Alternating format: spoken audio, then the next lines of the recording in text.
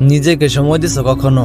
হ্যাঁ, তোমাকে বলছি, নিজেকে সময় দিছো কখনো? আমাদের জীবনে প্রতিটা দিন কাজের চাপে কেটে যায়, আবার কেউ তো ফোনে স্ক্রল করতে করতে দিন কেটে যায়। হ্যাঁ, এটাই সত্যি আর এটাই বাস্তব। কিন্তু নিজেকে সময় না দিলে ভবিষ্যতে কি করবে সেটা তুমি খুঁজে পাবে না। আমরা এখন এরকম অবস্থায় এসে পড়ছি যে বাহির থেকে বাড়ি ফিরে কোনো মতো ফ্রেশ হয়ে সবার আগে ফোনটা হাতে নেই। ক্লান্তি কাটানোর বদলে যেন ফোনই আমাদের প্রথম কাজ হয়ে দাঁড়িয়েছে। ফোন টিপতে এতটাই মগ্ন হয়ে যায় যে বিশ্রাম নেওয়া, নিজের সঙ্গে সময় কাটানো সবকিছু যেন ভুলেই যায়। এইভাবে চলতে থাকলে নিজেদের মানসিক এবং শারীরিক বিশ্রাম থেকে বঞ্চিত হই, যা দীর্ঘমেয়াদী ক্ষতির কারণ হতে পারে। নিজেকেও সময় দেয় না, পরিবারকেও সময় দেয় না।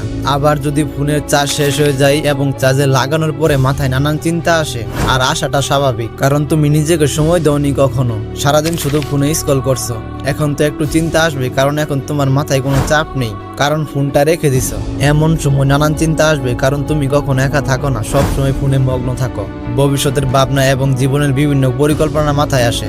মনে হতে থাকে ভবিষ্যতের জন্য কি করলে ভালো হয়। চিন্তা করতে করতে যখন নানান সমাধান খুঁজে পাও, তখন মনে হয় এই কাজটা করব, ওই পরিকল্পনাটা বাস্তবায়ন করব। মানসিকভাবে অনেকটা পরিষ্কার হয়ে যায়। কিভাবে সময়কে কাজে লাগানো যায় বা নিজের লক্ষ্য কিভাবে অর্জন করা যায়, এটার সমাধান তুমি খুঁজে পাও। কিন্তু একবার ফোন হাতে নিলে যেন সব আগের মতো হয়ে যায়। মনে হয় সব পরিকল্পনা হঠাৎ হাওয়ায় মিশে গেছে। ফোনের স্ক্রিনে চোখ আটকে থাকে আর আগের মতো সময় চলে যায়, কিছুই যেন আর করতে ইচ্ছা করে না। এইভাবে ফোনের আসক্তি আমাদের চিন্তাগুলোকে বারবার বাধাগ্রস্ত করে। তাই নিজেকে কিছু সময় ফোন থেকে দূরে রেখে সেই পরিকল্পনাগুলোকে বাস্তবায়নের দিকে এগিয়ে যাওয়া দরকার।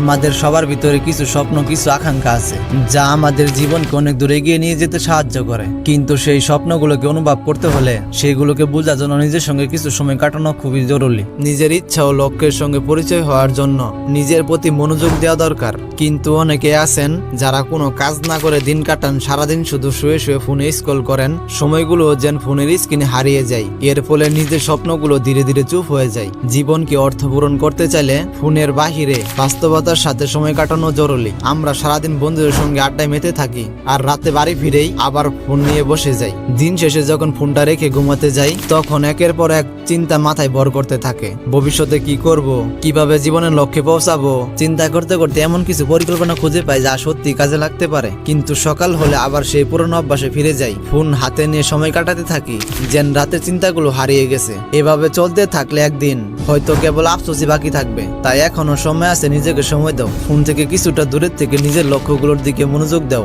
বর্তমানে ছোট ছোট পদক্ষেপগুলো ভবিষ্যতের বড় সাফল্যের দিকে এগিয়ে নিয়ে যাবে। নিজের ভিতরে কথা শোনো, নিজের ভালো মন্দ বুঝো, এটাই গুরুত্বপূর্ণ। যদি তুমি নিজেকে সময় না দাও, তাহলে কখনোই জানতে পারবে না তুমি আসলে কি হতে চাও বা জীবনের কোন দিনটায় যেতে চাও। নিজেকে সময় দেওয়া মানে নিজের চিন্তাগুলোকে সাজানো, নিজের ইচ্ছাগুলোকে সম্পূর্ণ করা। তাই এখনো তোমার হাতে সময় থাকতে সময়ের মূল্য দাও। সারাদিন ফোনে সময় নষ্ট করো না।